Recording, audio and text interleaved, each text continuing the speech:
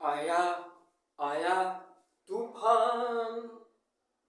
नमस्कार दोस्तों, मैं माहिया सर एक आपका सुंदर सा प्यारा सा अपना सा यूट्यूब चैनल में स्वागत करता हूं।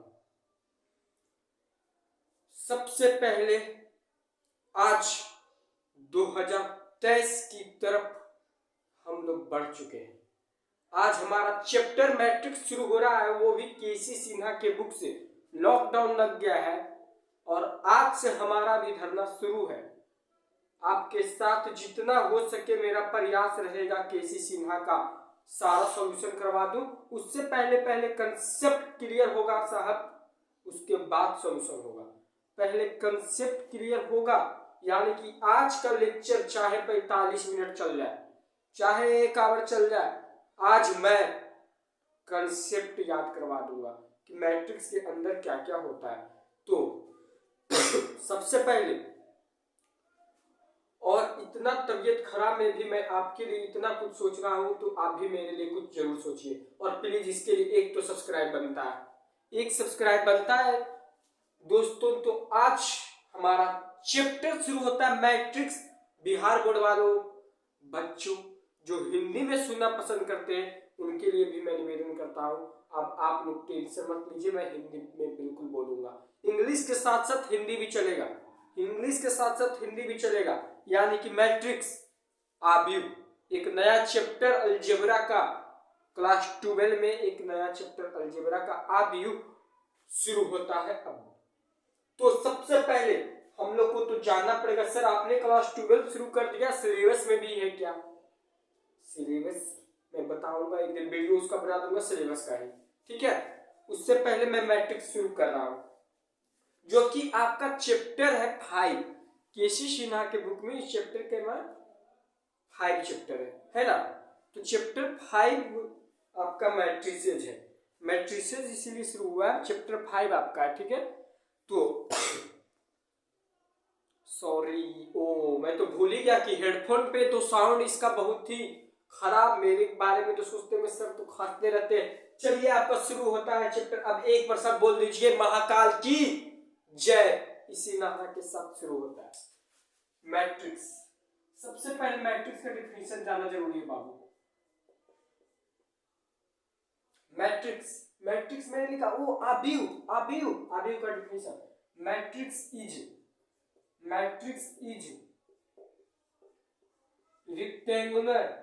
rectangular arrangement. Matrix is rectangular arrangement of numbers or functions और complex। मैंने क्या लिखा? ETC। क्लियर है सबको? क्लियर, साउंड भी क्लियर? तो matrix rectangular arrangement of numbers, ये नंबर देखिए ध्यान से, नंबर लिखा है मैंने, ठीक है। ऐसा ना हो कि नंबर पता ना चले। नंबर और functions of complex ETC। Matrix एक रेक्टेंगुलर अरेंजमेंट है, यानी कि मैं समझा रहा हूं आव्यूह, जिससे ऐड का साइन जानते थे ना, बच्चा में सीखे थे, एकदम बच्चा से ना शुरू हुआ, दिसंबर के महीना में शुरू हुआ है, चलेगा अगला साल तक।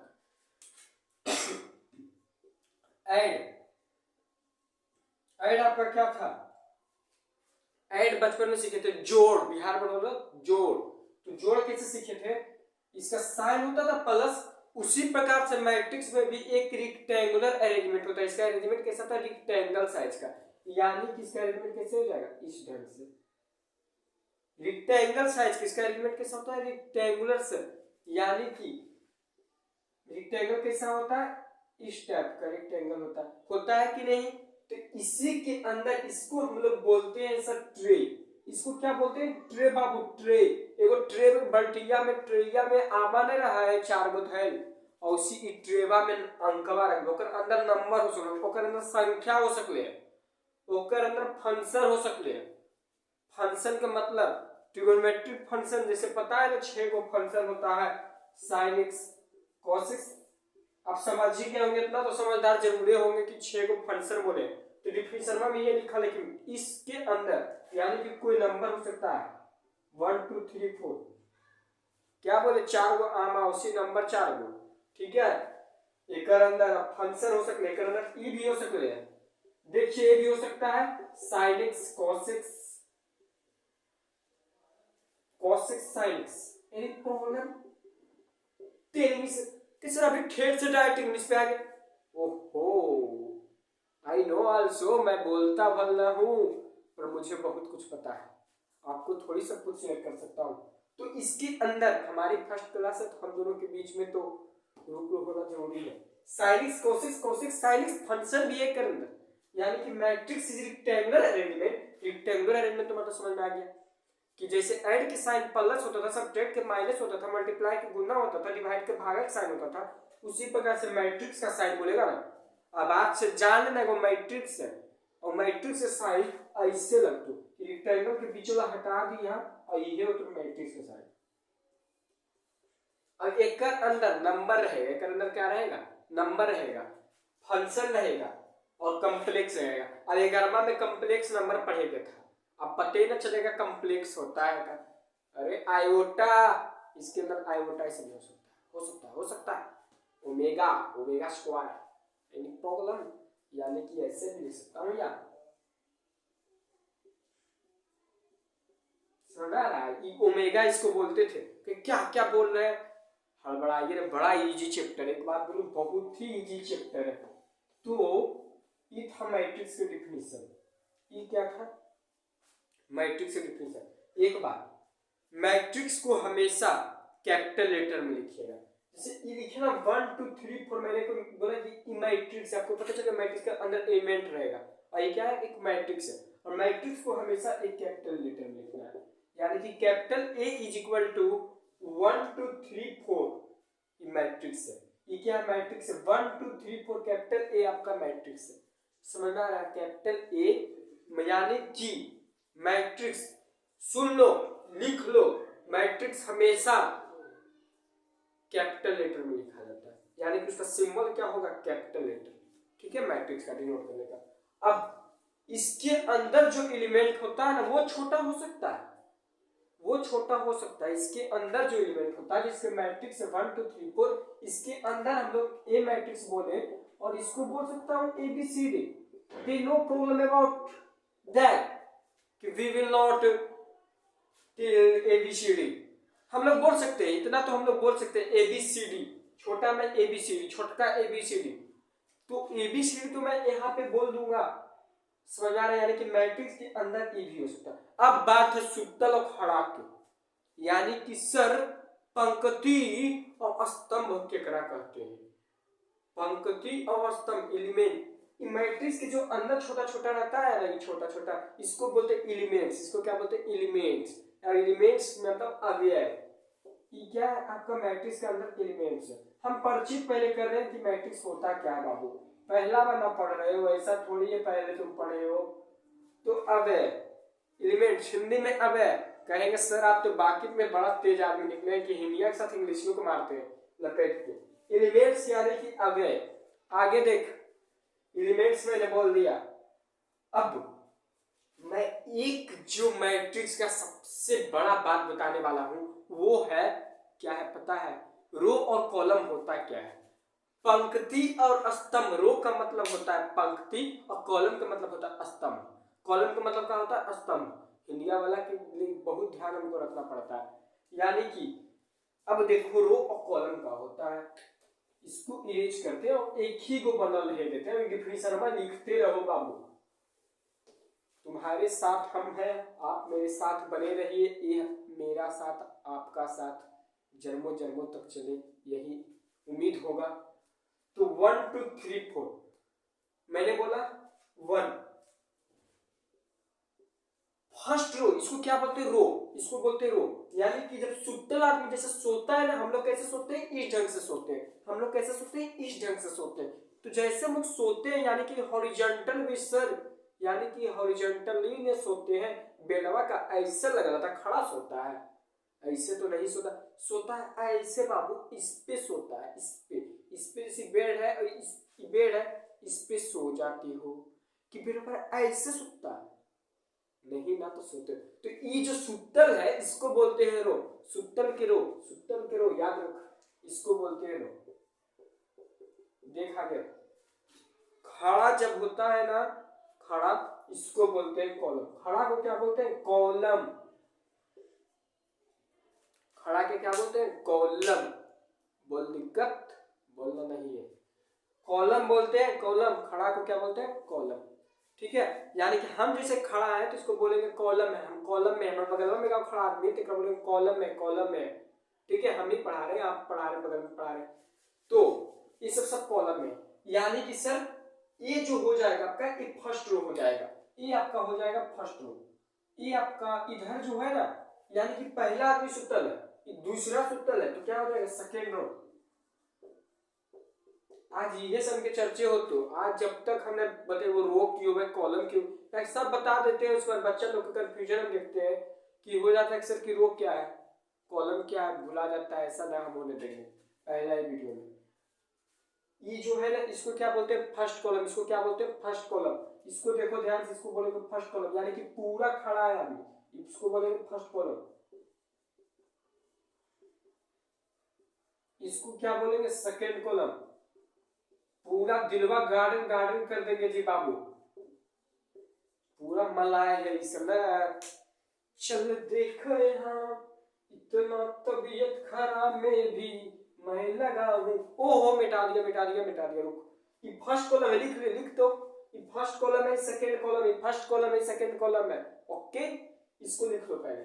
ठीक है, तो इसको इरेज करता हूँ फर्स्ट और सेकंड। अभी कुछ और मैं बताने वाला हूँ, नहीं तो रुक जा, बता देता हूँ अभी।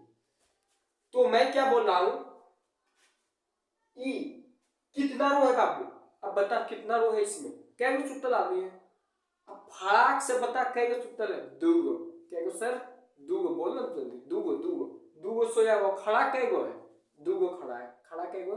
दूगो। यानी कि मैट्रिक्स का ऑर्डर, एक होता है ऑर्डर ऑफ मैट्रिक्स, और जानते कहां पर लिखा रहता है? मैट्रिक्स में एक पावर जिसे ना लिखते थे, पावर में कितना पावर होता है, तो पावर में ओकर औसी बगल में नीचे लिखिया, एक यहाँ पे एक सट्टल कितना रो है, इतना कॉलम के मैट्रिक्स है। ठीक, तो कई रो के?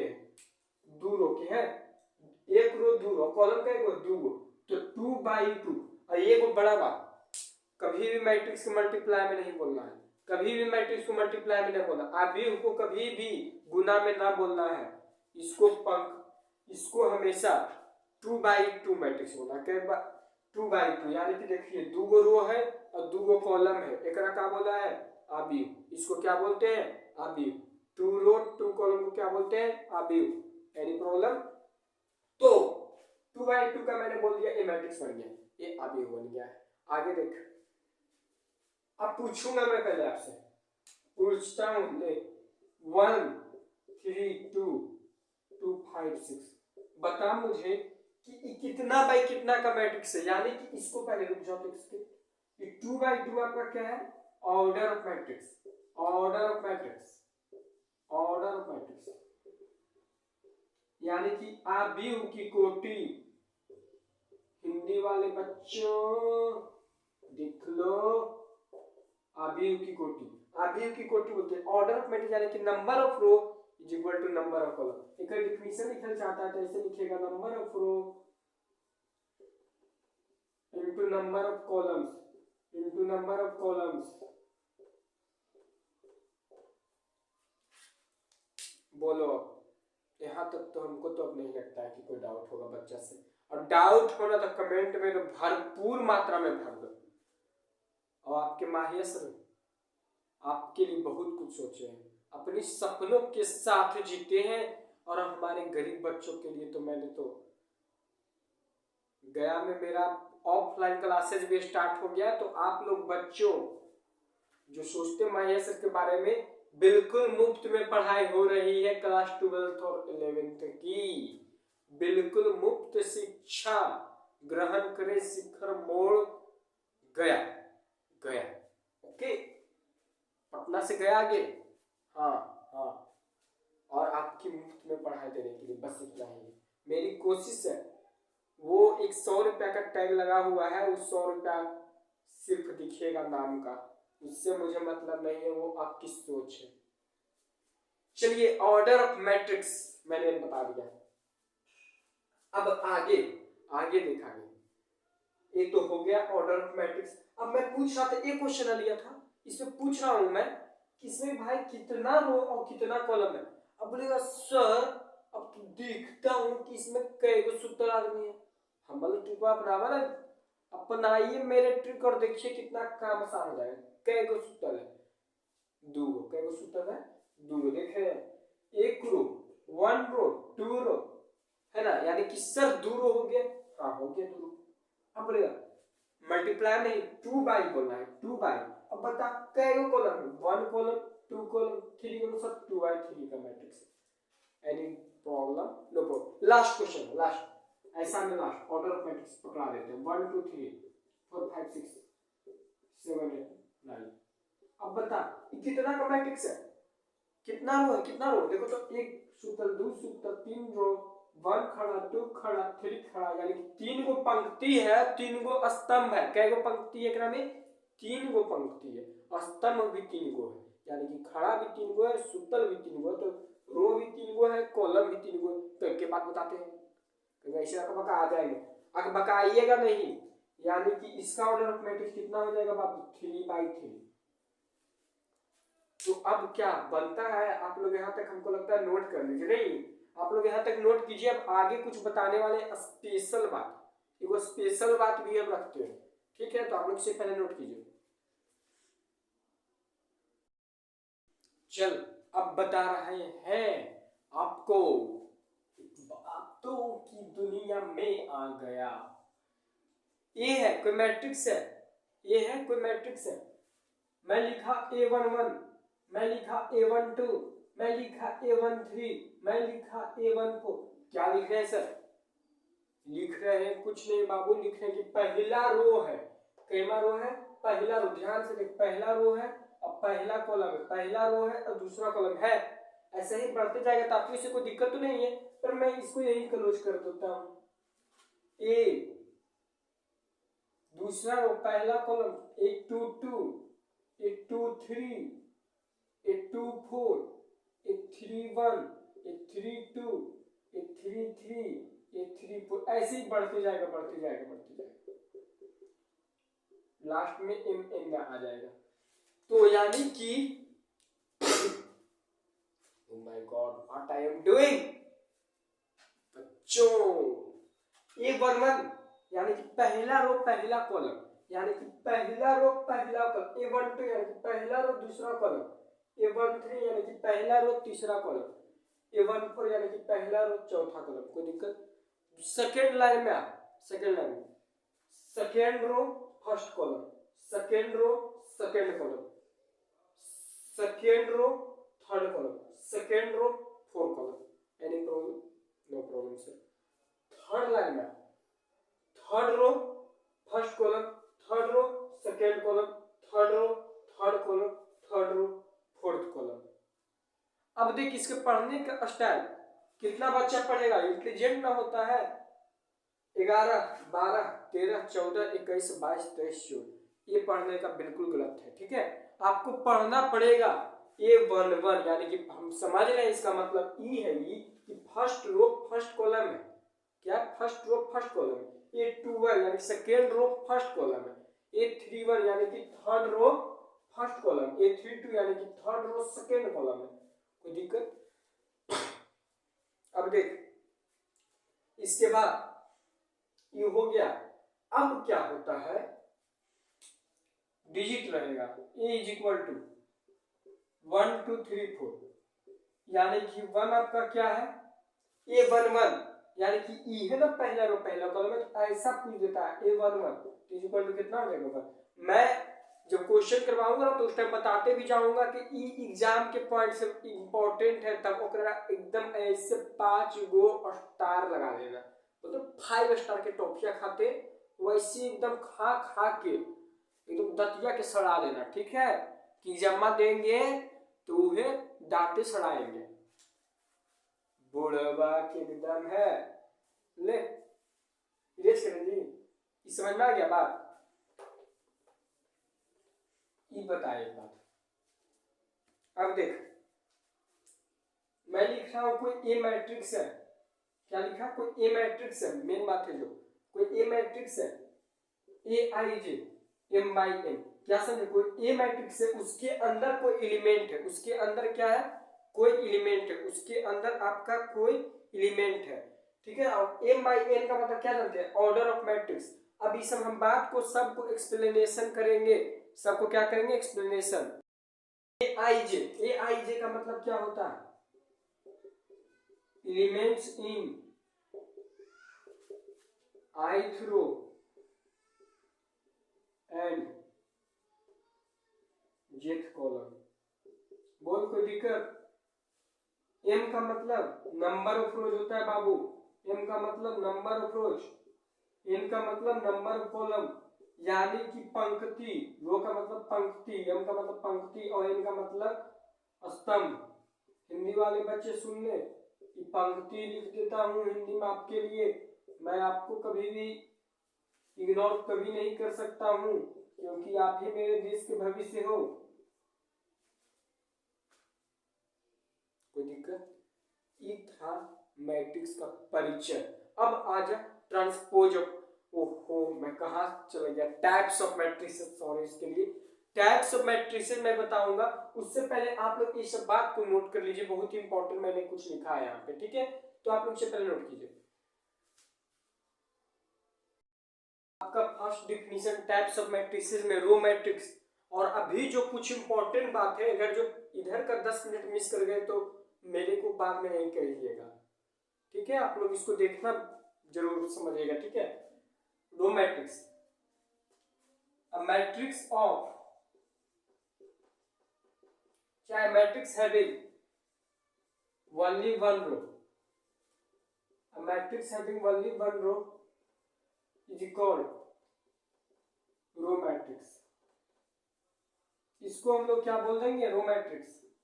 Matrix having only one row is called row matrix, यानी कि जिसमें एक रो रहे, कै गो रो रहे, एक रो, यानी कि एक रो 1 2 3, इसको आप क्या बोलिएगा, रो मैट्रिक्स, इसी को क्या बोलिएगा, रो मैट्रिक्स। अब देखिए सेकेंड कितना है बाबू, 1/3 का, 2 कॉलम 3 कॉलम। एक सेकेंड रुक जा, जरा खास लेता हूं तो दिमाग ठीक लगता है, बड़ा प्रॉब्लम में आ गया हूं यार, सच में लगता है कोरोना हो गया क्या। Column matrix, column matrix, a matrix having only one column, जिसमें एक कॉलम रहेगा, only one column is called column matrix।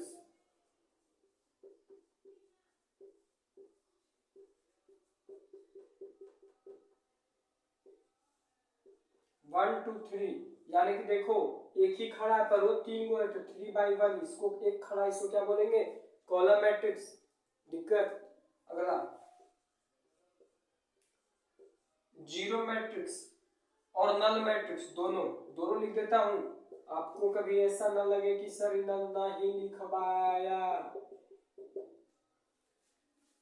ऐसा मैट्रिक्स सुन लो, हिंदी में लिख लो, जिसमें जीरो रहे, सिर्फ और सिर्फ जीरो रहे, जिसमें सिर्फ और सिर्फ जीरो रहे, इसको जीरो मैट्रिक्स बोल सकते हैं, और क्या बोल सकते हैं, नल मैट्रिक्स। समझ में आया। एक 3 मैट्रिक्स मैंने लिख दिया, अभी इसके बाद बहुत ही इंपॉर्टेंट मैट्रिक्स बताने वाला हूं, तो आप ये तीनों लिखिए, मैं अगला मैट्रिक्स का चर्चा करता हूं। स्क्वायर मैट्रिक्स, स्क्वायर मैट्रिक्स वर्ग आबी, a square matrix is said to be a,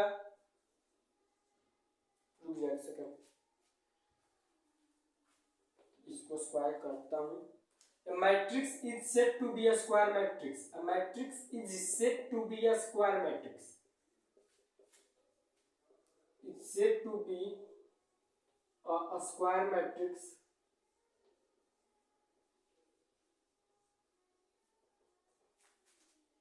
if number of rows if number of rows is equal to number of column. अपने शब्द से लिखो, इसको लिखवाना जरूरी नहीं है।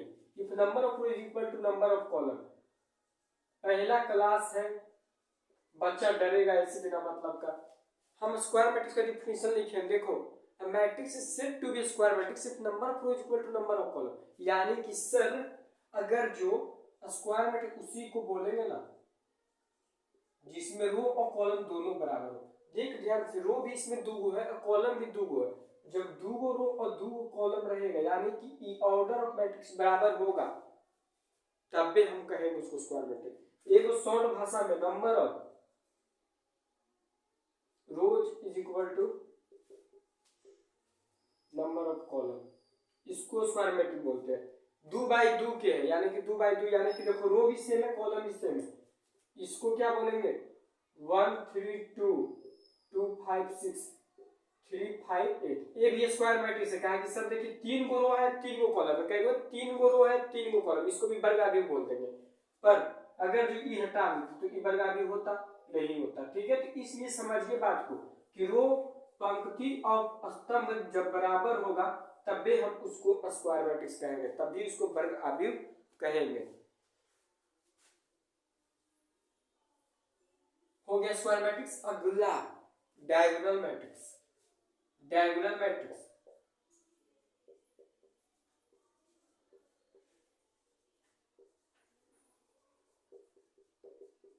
मैट्रिक्स का टाइप्स चल रहा है, 5वां टाइप्स आपका है diagonal matrix.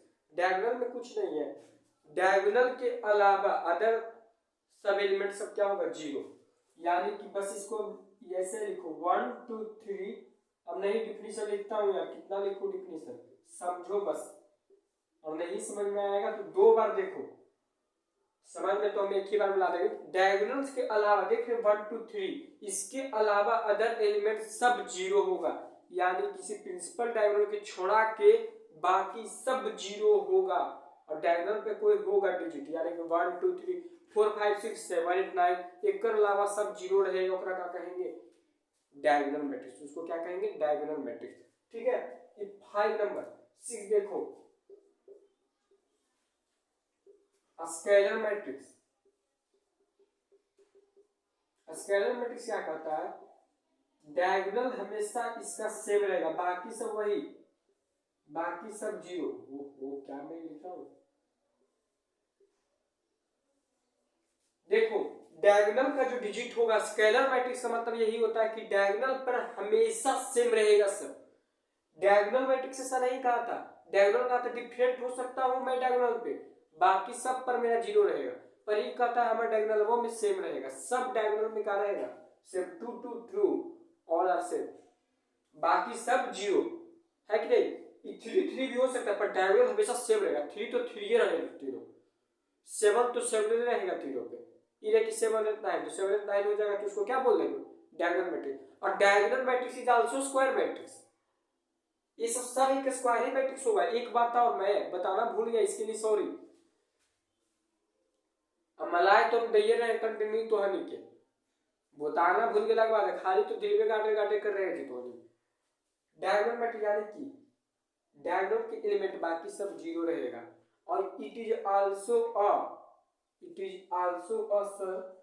Square matrix. Diagonal matrix is also square matrix, scalar matrix is also a square matrix. Any problem, यानी कि डायगोनल के बाद सर तो देखिए स्क्वायर मैट्रिक्स किसको कहते थे, जिसमें रो और कॉलम आपका क्या हो बराबर है। अगला टाइप्स 7 आइडेंटिटी मैट्रिक्स। आइडेंटिटी क्या बोलता है, डायगोनल पे 1 रहेगा, बाकी सब 0 जाएगा। ये कहता है तुम्हारा आइडेंटिटी कार्ड होता है स्कूल में, स्कूल कॉलेज में पढ़ते होंगे, तुम्हारे आइडेंटिटी होता है अपना, एक पर्सनल आइडेंटिटी होता है, आधार कार्ड आइडेंटिटी, समझना रहे यानी कि अपना। तो आइडेंटिटी का हम खाली 1 रहेंगे, डायगोनल पे क्या रहेगा खाली 1 रहेगा, डायगोनल पे क्या रहेगा सिर्फ और सिर्फ 1 रहेगा भाइयों, और बाकी सब क्या हो जाएगा 0, बाकी सब क्या हो जाएगा 0। तो दिक्कत तो ये जो था ये सब का था, टाइप्स ऑफ मैट्रिसेस मैंने सब आपके सामने दिखा दिया है।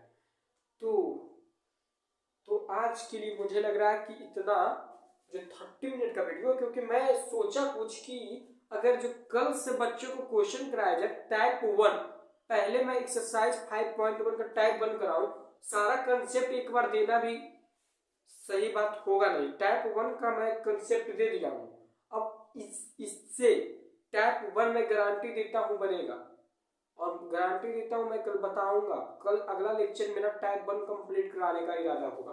Complete solution of type 1 I want. So आज का वीडियो कैसे लगा प्लीज कमेंट बॉक्स में जरूर लिख के बताना। मजेदार तो लगना ही चाहिए, क्योंकि हम लोग सब हैं दिल्ली में गार्डन करने वाले आदमी, क्योंकि आपके सिर्फ तो आपके लिए ही जीते हैं, अपने लिए तो जीते ही नहीं है।